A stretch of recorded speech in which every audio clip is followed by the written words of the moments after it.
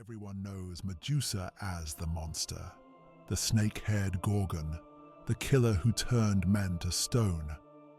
But what if I told you she was the victim?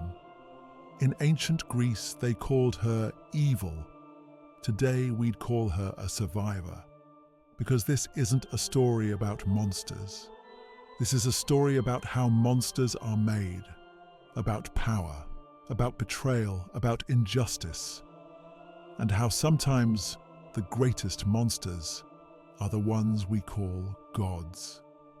This is the curse of Medusa, and this curse continues still.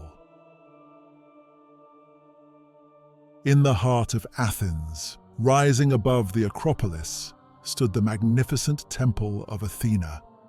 White marble columns reached toward the heavens. Golden ornaments gleamed in the sunlight. And in this sacred place, priestesses devoted to the goddess carried out their duties. Medusa was one of these priestesses. She had come to the temple at 16 years old. Her family were poor fishermen, but their daughter's beauty was known throughout all of Athens. Her golden hair cascaded down her shoulders like flowing silk. Her green eyes held the depth of the deepest parts of the Aegean Sea. Her skin was flawless as porcelain. Medusa had told them she wanted to serve Athena. Her beauty had become not a blessing, but a burden. People looked at her not as a human being, but as an object. She hoped to find peace in the goddess's temple. The high priestess, Silene, had seen the young girl's sincerity. She explained that serving Athena was not easy. She would have to take a vow of purity. She could never be intimate with any man. She would remain unmarried for the rest of her life. Medusa accepted without hesitation, and so the young girl became a priestess of Athena. The first years were peaceful. Every morning she would wake at dawn and walk through the temple gardens. She would pray before the goddess's statue and burn incense. She would sing songs with the other priestesses and participate in festivals. But her beauty continued to be a problem. Visitors would come to the temple and look not at Athena, but at Medusa. Young men would write her love letters. Wealthy merchants would send her gifts. Some poets even wrote verses about her. People whispered. They said a goddess lived in Athena's temple, that her name was Medusa, and she was more beautiful even than Aphrodite herself. These words reached Athena's ears. Goddesses are jealous creatures, especially Athena. She may have been the goddess of wisdom and war, but when it came to pride, she would yield to no one. To hear that a mortal girl was more beautiful than her was unacceptable.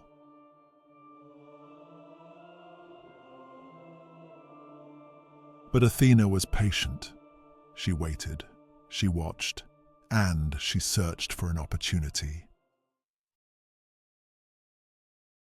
Poseidon was the god of the seas and oceans, one of the three great gods, brother to Zeus, brother to Hades. With his trident, he controlled the waves, created storms, and caused earthquakes. And he took what he wanted. One day, Poseidon came to Athens. He had an old dispute with Athena. They had competed over which god the city would be named after. Athena had won, but Poseidon never forgot. He climbed the Acropolis and gazed down upon the city. And from there, he saw a girl in the temple. Medusa was walking in the garden, her hair flowing in the wind, the sunlight illuminating her face. Poseidon's breath caught in his throat. He asked his servant who she was. When he learned she was one of Athena's priestesses, a wicked smile crossed his face. From that moment, Poseidon began to watch Medusa every day. He followed her in secret. He took the form of sea mist and approached the temple. He could think of nothing but Medusa. Medusa remained unaware. She continued her days as normal until that night came. It was a night of the full moon. The temple was silent. The other priestesses had gone to bed. Medusa was alone, praying before Athena's statue in the main hall. She asked her goddess to make her strong, to help people see not just her beauty, but the person within. She was a faithful servant. She needed wisdom. A sound came from behind her. When Medusa turned, she saw Poseidon. He was in human form, but his power could still be felt. The smell of the sea filled the temple. Medusa recognized the god and stepped back. She said this was a sacred place, that men could not enter. But Poseidon said he was not a man, he was a god. Medusa insisted he must leave, that Athena would be angry. Poseidon said that Athena had everything: wisdom, victory, this city. But she could not have Medusa. The young priestess protested. She said she belonged to Athena, that she had sworn an oath to her. But Poseidon said oaths could be broken, and moved closer. Medusa tried to run toward the door, but Poseidon was a god. In an instant, he blocked her path. Medusa screamed, but the temple was protected by a spell. No sound could escape from within. Medusa begged. She pleaded with him not to do this. She said she was just a priestess. But Poseidon did not listen. In Athena's temple, before the sacred altar, between the marble columns, a terrible crime was committed. Medusa's screams were lost in the silent spell. Her tears fell onto the cold marble floor, and her goddess's statue watched silently from above. When morning came, Medusa lay on the temple floor. In her torn robes, with her hair disheveled, her body trembling, her eyes empty. When the other priestesses found her, they were horrified. They asked what happened. They wondered who had done this. But Medusa could not speak. She only pointed to Athena's statue and asked where her goddess had been. In that moment, the temple's atmosphere changed. The light faded, the temperature dropped, and Athena's statue moved. The goddess had come. Athena stood there in her golden armor, with her spear, with her power. But there was no mercy in her face, only cold fury. The goddess told Medusa she had defiled her temple. Medusa tried to say she had done nothing, that Poseidon had forced her. But Athena shouted. She demanded to know how Medusa dared accuse a god. Medusa explained that she had tried to escape, that she had called out to the goddess, but she had not come. Athena said this was because Medusa did not deserve it. She claimed that Medusa had been proud of her beauty, that she had allowed people to worship her in her own temple, in her own place. Medusa said she had never done such a thing, but Athena called her a liar. When she struck her spear on the ground, the temple shook. She declared that Medusa had taken a vow of purity and broken it. Medusa said she had not broken her vow. She tried to stand. She said Athena was a goddess, that she knew everything. She begged her to please see the truth. Athena approached. There was no mercy in her eyes. She said she saw the truth, that Medusa had lain with Poseidon in the sacred temple, and now she would pay the price. Medusa cried no. She begged, but Athena had made her decision. Her hand rose into the air, and she began to speak the words of the curse. She said Medusa's beauty would become a weapon, that whoever looked upon her would turn to stone, that her hair would become serpents, that her face would become horror, and forever no one could touch her, no one could love her, no one could speak with her. Medusa screamed. She cried that this was not fair, that she was a victim. Athena smiled, but her smile was merciless. She said justice was for the powerful, that Medusa was just a mortal girl, and now she was a monster. The curse began. Medusa's body began to convulse. Her hair moved. Each strand curled, twisted, thickened, and then came alive. Serpents, hundreds of venomous snakes emerged from her head, hissing. Her skin paled. It turned a greenish, unscaled color. Her hands became claws. Her teeth sharpened, and her eyes, those beautiful green eyes, now possessed a deadly power. One priestess looked at Medusa, and before she could scream, she turned to stone where she stood, her face frozen in fear and horror. Medusa asked what had been done to her. Her voice had changed, deeper, sharper, more inhuman. Athena said she had given her what she deserved. She commanded her to leave, to never again approach any human settlement. She would live as a monster and die as a monster. And the goddess vanished.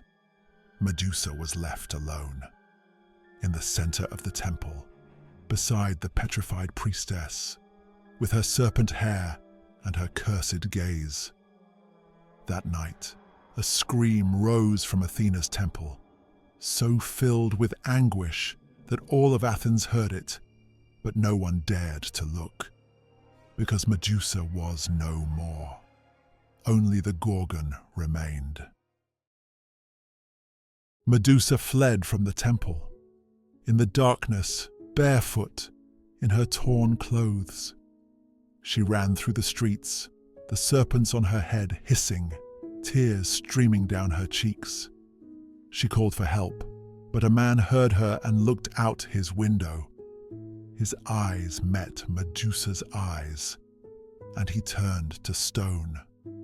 Medusa recoiled in horror. She said she was sorry, but it was too late.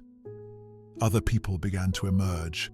They wondered what was happening, and everyone who looked turned to stone. In panic, Medusa ran on with her eyes closed, through the streets, then beyond the city, then through the fields, until she reached the sea. There, she collapsed on the sand. She asked herself what she had done. She knew she was only a victim. She didn't understand why they had done this to her. But the sea was silent. Poseidon did not answer. Athena did not return. Days passed. Medusa did not eat, did not drink. She only lay on the sand and wept. But a monster does not die, especially a cursed monster. Eventually, a fisherman spotted her from his boat. He tried to ask who was there. Medusa lifted her head, but without opening her eyes. She told him to stay away, to not look at her. The fisherman turned his boat in fear and fled. Medusa understood. She could no longer live in the world of humans. She had to find a place. Distant, desolate, forgotten. And so, for months she traveled across the sea. She avoided small boats. She kept her eyes closed at all times, until she reached a distant island. Sarpedon Island, rocky, desolate, forgotten. There was a large cave here, and Medusa made this cave her home. Years passed, 10 years, 20 years. Medusa lived in her cave, completely alone.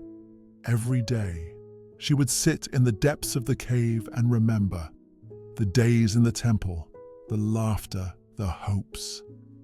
And that night, she would whisper to the serpents. She would say she was innocent, that she was only a victim, but that no one saw it. The serpents were her only companions now. They too were part of the curse. They too carried Medusa's pain. They would caress her head. But the outside world did not forget Medusa. No. The legend grew, stories were told. They spoke of the Gorgon Medusa, the monster who could kill with her gaze, hair of snakes, eyes of death. Brave warriors came, heroes seeking glory, treasure hunters. Each one tried to kill Medusa, to take her head, and each one turned to stone. The entrance to the cave filled with statues of frozen warriors, their swords held high, their faces locked in fear, eternal monuments to their hubris. Medusa would weep whenever she saw a new statue. She would say she was sorry, that she didn't want this, but she couldn't help it, because the curse was beyond her control. Whoever looked at her, whoever saw her eyes, turned to stone. Medusa could not run, could not hide. She could only live and wait. For what? She didn't know. Perhaps a miracle, perhaps an end, perhaps just something. But that day came. On the island of Seriphos, there lived a young hero. His name was Perseus. He was the son of the god Zeus, born of a mortal woman, but with divine blood in his veins. King Polydectes did not like Perseus, because he was in love with Perseus's mother, Danae, but Perseus stood between them. One day, Polydectes made a plan. He announced he was throwing a feast. He said everyone would bring a gift. Everyone brought expensive gifts, horses, gold, weapons. But Perseus was poor. He said he could not bring a horse. Polydectes smiled and told him to bring something else, the head of the Gorgon Medusa. Everyone laughed. It was impossible. Killing Medusa was a suicide mission. But Perseus was proud, and he had fallen into the trap. He accepted. And so, Perseus set out, alone, on a quest for the desperate. But the gods were watching. Athena came. She told Perseus she would help him. Perseus asked why. Athena said Medusa was a threat. The real reason was different. She wanted to see the end of her own curse. She gave him a polished shield. She told him never to look at Medusa directly, only at her reflection. Hermes also came. He brought winged sandals and a sharp sword. He said these would help. The Grey Sisters showed Perseus where Medusa could be found. Now, he was ready. The young hero, with sacred tools, with the support of the gods, and he set sail for Sarpedon Island. Perseus arrived at the island by night. He found the cave, and the sight he saw stopped him in his tracks. Hundreds of statues, perhaps thousands, all warriors, all frozen, all locked in fear. Perseus wondered how many people had died here, but he could not turn back. He raised his shield, its polished surface like a mirror, and looking at the reflection, he entered the cave. Inside it was dark, damp, hissing sounds echoed, the sound of hundreds of serpents. Perseus moved slowly forward, watching the shield's reflection, and then he saw her. Medusa sat in the depths of the cave, her back turned, her serpents motionless. She sat in silence. Perseus moved closer. He drew Hermes' sword. One strike would be enough. He just had to get closer. And then Medusa spoke. She said she knew he was there. Her voice was weary, filled with pain. She said they always came, every year, every season, to kill her. Perseus stopped. Medusa continued. She said she couldn't kill herself, that she had tried many times, but the curse wouldn't let her go. She explained that she wasn't immortal, but she couldn't die either. Perseus said she was a monster, but his voice no longer sounded so certain. Medusa said she was a victim, that a god had violated her in the temple, and the goddess had blamed her. She asked if that made her a monster. Perseus could see Medusa's profile in the shield's reflection, and he noticed something. On her face, on that monstrous face, were dried tear stains. Perseus said he didn't know.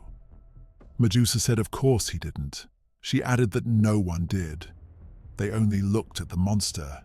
They didn't see who she was. Perseus hesitated. The sword trembled in his hand. He said he had a quest. Medusa said she knew, and she turned. Perseus immediately raised the shield, but what he saw in the reflection shocked him. Medusa's eyes. Yes, they were green. Yes, they possessed deadly power, but there was something else in them. Hope. Medusa begged. She asked him to end it. This cursed life. She said she no longer wanted to live. Perseus said he couldn't kill her. Medusa cried that he must. She said she was so tired, so lonely. She asked him to do her this final kindness, to save her. Perseus felt tears coming to his eyes. This wasn't fair. None of it was fair. But what could he do? He said he was sorry. Medusa said she was too, and she closed her eyes. Perseus raised the sword. He looked at the shield's reflection. With a single motion, he struck swiftly. Medusa's head fell to the ground, and in that moment, something burst from her body. Pegasus, the white-winged horse, born from Poseidon's betrayal, the child she never knew. It flew freely, out of the cave, rising into the sky. Medusa's last words were a whisper. She said, "Thank you." Perseus placed Medusa's head in his bag. He left the island, but he never forgot that night. Those words, those tears. The head became a powerful weapon in Perseus's hands. It turned his enemies to stone. It turned Polydectes to stone. It turned the Kraken monster to stone. But with each use, Perseus felt a pain. Because this wasn't just Medusa's head.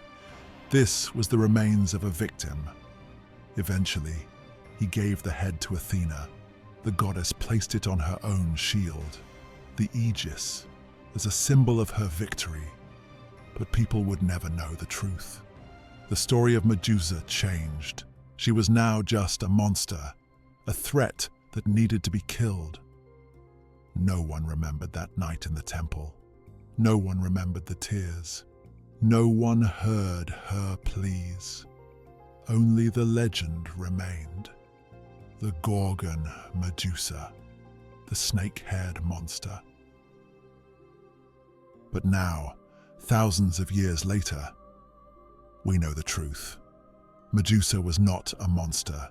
She was a victim, used by the powerful, blamed, and cursed. Poseidon violated her, but was never punished.